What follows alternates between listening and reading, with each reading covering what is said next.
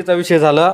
वाघमारे यांची गाडी देखील पेटवली, हाकेंना धमकी येते, विरोधात बोलले. तुम्हाला आतापर्यंत असं झालं की जरांगेंच्या समर्थकांकडून काही धमकी वगैरे? मला पहिल्या बाईटला 4-2 जणांनी धमक्या दिल्या बरं का. पण विषय असा आहे की जरांग्यालाच पक्क माहिती आहे कोणतं की याच्याकडं काय आहे, 3 खनपटाचं लाकूड आहे, दोन्हीकडून टेकनमध्ये घुसन, त्याच्यामुळं तो मला काही करू शकत नाही. हां, आणि बाकीचा समाज आहे बिचारा माझ्या चौकून वावराला मराठा समाजाचे, मी मराठा समाजाचंच घेतलेलं आहे, शेजारी मला मराठीचे आहेत, बिचारे प्रामाणिक आहेत, गरीब माणसं आहे, ते आपल्या रोजगाराची जाणारे, स्वतःची कामं करून खाणारे, ते बिचारे मराठाच आहेत ना, ते जातीवंत मराठा म्हणायचे, ते कधी कोणाच्या वाटत जात नाही, कोणाला धमकी देत नाही, ते सगळे. हा, आता मला चौकून तेच लोक आहेत. पण हे असे नालायक जन्मलेले मराठा नाही, ती खरे मराठा त्याला म्हणायचं छत्रपती शिवाजी महाराजाचे हे म्हणजे मावळे. आता हे काय मावळा, सकाळून मावळा आणि दुपारून कावळा, रात्री 1:30 वाजला का 2.5 किलो मटण खातोय, पाठ 5 वाजला का की दारूला भिडतोय, आणि इकडं सांगतोय 11 वाजता लोकांना की मी काहीच करी, मग हाडच बाटलेलं नाही, म्हणा माझ्या समोर असं पत्रकार पैशात घेऊ, आणि तो हाड बाटलंय का नाही, का तो हाताड्यातलं नाही, का हाडं मटण तर मग नाव बदलव म्हणा. हा होय, कमवून घुमी तू समाजाला, कमवून इकी तू समाजाला. ते तर म्हणले माझ्या शरीरामध्ये एक दारूचा कण सुद्धा नाही. अहो चला लगेच त्याचं आपण हे काढू ना, कचकिनशी दारूचा आहे का नाही, मग हा काढा आणि त्याचा काढा, काय फरक पडतो. हा, ते जातीला त्या अमोल खोने बिचारा सत्य बोलतोय, त्याला काय बोलतो, नाही तो कोण्या जाती, कोणाची पैदाश रे, कोण्या माणसाला म्हणतोय तू. एखादा माणूस जारशिक त्याचा किती प्रस्थापित असतो, त्या काही जारशिक त्याला हे केला का तू लगेच हे ते कोण्या जातीचं आहे रे, कोणाच्या पोटचं आहे रे, अरे हेच कोणाच्या पोटचं आहे, हे सगळ्या समाजाने मराठा विचारायला पाहिजे. बरं, अमोल खुनेचा विषय काढला बाबा तुम्ही. अमोल खुनेंनी मागे 2 दिवसापूर्वी नारायणगडावर जाऊन त्यांच्या मुलांसह शपथ घेतलेली आहे. मी जरांगे पाटलांची सुपारी घेतली होती, आता जरांगे पाटलांनी देखील नारायणगडावर यावं. सत्य बोलतो तो माणूस, त्याने त्याच्याकरता त्याच्या अंगाला घटे पडलेले, कोणाकरता, ह्याच्या रांग्याकरता. याच्यासारखा तो भामटा नाही आहे, तो सत्य बोलणारा गरीब माणूस आहे, प्रामाणिक आहे, आणि समाजाकरता लढणारा माणूस आहे. पण काय झालं भाऊ, हे कलियुग जी आहे ना, तर हे कलियुग नाही आहे, हे म्हणजे सत्ययुग नाही आहे, कलियुग आहे. ह्या कलियुगामध्ये असं झालं, जो सत्य करतो तर त्याला प्राधान्य नाही येतं, जो लबाड आहे म्हणजे शिंदळणीला काय तशी गोष्ट, ते जुन्या काळात होतं तशी गोष्ट आहे बाबा. या अशा अनेक गोष्टी आहेत, याला सत्याला म्हणजे कलियुग आहे, हे सत्याला लोक विचार करीत नाहीत. समाजाने विचार करावा की अरे तो खोने माणूस इतका म्हणजे प्रामाणिक आहे, गरीब माणूस आहे, 1-2 एकर जमीन कष्ट करून, अहो कष्ट करून याला रोजानी जाऊन याला याचा पुरवठा केलेला आहे. याच्या अंडरपॅन्टी ते अमोल खुनेने आणलेले आता, याला अंडरपॅन्ट पण घालायला नव्हती, नुसतं वरून चेटी घालायचा, दोन्ही याच्या मोकळा जर चालला तर हालत होते अंडरपॅन्ट. म्हणजे इतका वाईट याची परिस्थिती. आणि आज याच्या घरात 1.5 आणि 2-2 लाखाचे फोन आहेत, एका बैला राखायला, त्या पोरीला राखायला 4-4 तुम्हासारखे, नाहीतर नाही होमगार्ड का काय म्हणते ते मला येत नाही बा, मी अडाणी मनुष्य, हा नाहीतर नाही राखायला येत.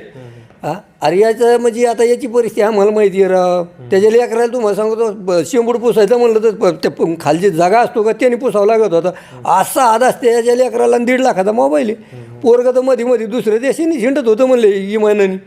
हा, याच्या बापाला कधी मिळलेलं नाही काही, लोकांच्या जीवर आईस करू नये. मी बी बोललो, मी बी समजा समाजाकरता झटलो 2 वर्षापासून, पण मी आज ऊस तोडतोय आणि आज रातचे दारे धरतोय. माझे सगळे हे कंपनी सांगा काय करतो बटुळे बाबा म्हणून, आणि कधी बघा कोणाच्या 100 रुपयाचा मिंदा नाही, ऐकून घेणार नाही, म्हणा कोणाला काय म्हणायचं ते. बरं, दुसरा एक मुद्दा आहे. आता जो राज्यात सध्या वातावरण आहे, दीपक बोराडे सध्या एसटी आरक्षणाच्या मागणीसाठी आझाद मैदानावर उपोषण केलं होतं.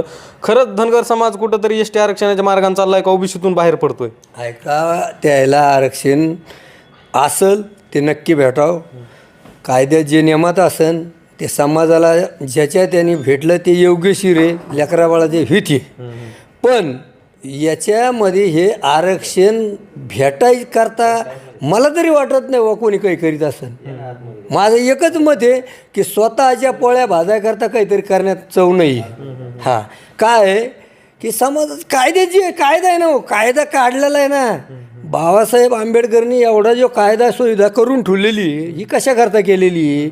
मग असं तर कोणी काही उद्या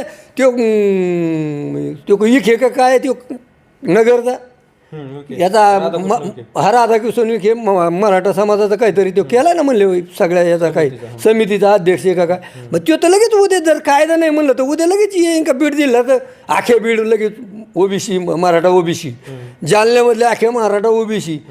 कायदा आहे, कायद्याच्या व्यतिरिक्त हे जी चाललंय आता तर या अंधारातून चाललेलं आहे. कोणतं बोगस सर्टिफिकेट काढायचं, निवडणुकीला उभा करायचं, याच्यावर ओबीसी समाजाने एकजुटीने एक विचाराने जे बोगस निवडून आलेले आहेत याच्याकरता तुम्हाला सांगतो कोर्टामध्ये केस दाखल करायची आणि हे आलेले भडवे नीट तळ्यात गेले पाहिजे. पुन्हा याच्यावर हे ओबीसीच्या नेत्यांनी आणि ओबीसी समाजाने जे प्रबळ, आता आपल्यासारख्याचं त्या सोडून माझ्यासारखं काय दुपार लोक ऊस तोडायचा दुपारून दारे धरायचे माझ्यासारख्याचं काम नाही ते, पण जे प्रबळ लोक आहेत यांनी कोर्टात टाकायचं आणि यांना भाड्याला जर बोगस सर्टिफिकेटवर निवडून आले असले तर याला 10-20 वर्ष सजा करायला पाहिजे.